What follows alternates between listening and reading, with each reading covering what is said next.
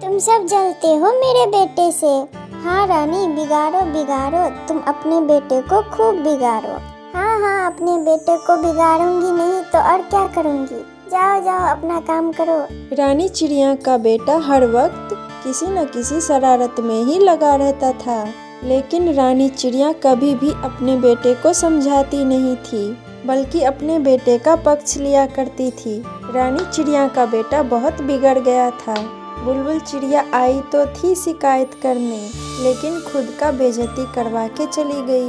डुगू बेटा, मैंने तुम्हें कितनी बार समझाया है, बुलबुल के बेटे के साथ मत खेला करो, लेकिन तुम हो कि मेरी बात सुनते ही नहीं हो।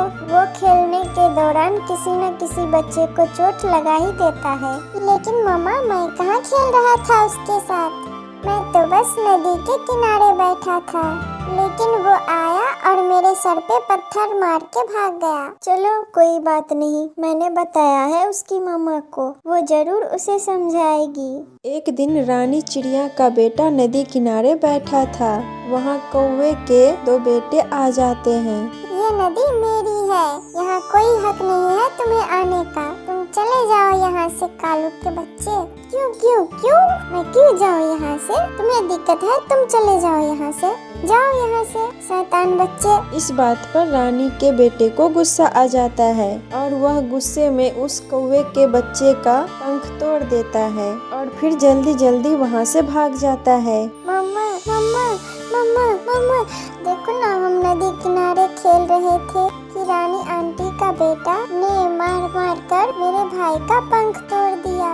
देखो ना मम्मी, कितना चोट आया है इसको। तुम दोनों ठहरो यहाँ, मैं अभी रानी के घर जाती हूँ। और फिर गोरी कौवी रानी चिड़िया के घर के तरफ चली जाती है। फिर गोरी कौवी रानी के घर पहुँच के उसके बेटे का शिकायत करते हुए बोलती है, हमारा जीना मुश्किल कर दिया है तुम्हारे इस नालायक बेटे ने रानी। हम लोग तो समझा समझा के थक गए हैं इसे, लेकिन असल में इसके बिगड़ने जिम्मेवार तुम हो। तुम क्यों नहीं अपने बेटे को समझाती और सिखाती हो?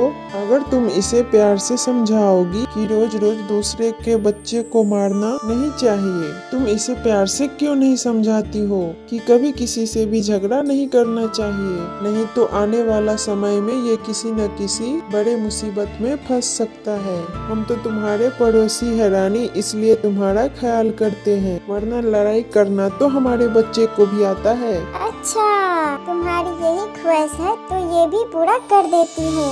मेरा बेटा एकदम निडर है, निडर। मेरे बेटे की होशियारी तुम लोगों से बर्दाश्त नहीं होती, इसलिए आए दिन किसी न किसी बहाने से शिकायत करने आ जाती हो। हमेशा की तरह ऐसे ही होता है रानी चिड़िया, जो भी शिकायत करने आता है तुम उसे ही गलत समझती हो। इतना कहकर गोरी कौवी वहाँ से चली जाती है और ऐसे ही रानी चिड़िया का बेटा दिन पर दिन बिगड़ते जाता है। कुछ समय बाद टूनी चिड़िया अपने परिवार के साथ गोरी कौवी के पड़ोस में ही ठहरता है। कालू कौवा बोलता है, टूनी, अगर तुम्हें इस जंगल में कोई भी परेशानी हो तो हमें जरूर बताना, पड़ोसी होने के नाते तुम्हारी जरूर मदद करूंगी। ठीक है, आप लोग आराम करो, अब मैं चलती हूँ। अरे हाँ, एक बात याद आई, यहाँ से कुछ दूर एक पेड़ पर रानी चिड़िया अपने बेटे के साथ रहती है। रानी चिड़िया का बेटा बहुत शैतान है, डुगू है तो बच्चा, लेकिन उसकी माँ का लाड प्यार ने उसे बिगाड़ रखा है। वो आए दिन किसी न किसी बच्चे को परेशान करता रहता है। डुगू ने कुछ दिन पहले ही मेरे बेटे का पंख तोड़ दिया। आप अपने बच्चों का ख्याल रखना, क्योंकि आपके बच्चे नए हैं इस जंगल में, इसका वो फायदा उठाएगा। ऐसा कहकर गोरी कौवी वहाँ से चली जाती है। शायद इसे पता नहीं है मेरे भाई कितने लड़ाकू है। जरा कोई भी मेरे बच्चे को हाथ तो लगा के दिखाए, फिर अपने भाइयों को बुलवा कर इनकी हड्डी पसली न तोड़वा दूं तो कहना। अरे भाग्यवान, तुम्हारे भाइयों से तो मैं भी बहुत डरता हूँ। बात बात पे अपने भाइयों का नाम लेके मुझे क्यों डराती रहती हो? तुम्हारे भाई तो मारते हुए ये भी नहीं देखते कहाँ लग रही है कहाँ नहीं।